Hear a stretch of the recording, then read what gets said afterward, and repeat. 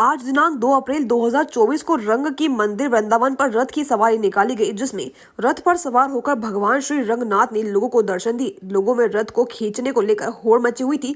लोग एक दूसरे को धक्का लगाते हुए आगे बढ़ रहे थे। रथ को देखने के लिए देश विदेश से बहुत से लोग आए थे।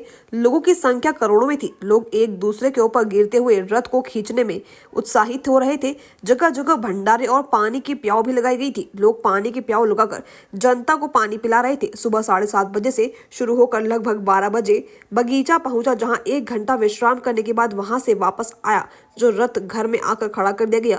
लोग रथ का दर्शन कर बहुत खुश दिखाई दे रहे थे। रथ की लंबाई लगभग 51 फीट है, जो चंदन की लकड़ी का बना हुआ है। नंबर 1 रथ यात्रा ठाकुर जी की रथ यात्रा होती है।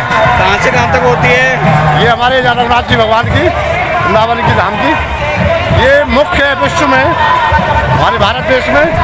आपका नाम क्या है? नाम छोटो सबके है, अतर सिंह। और बढ़िया आनंद आते हैं, सब भक्त लोग आते हैं।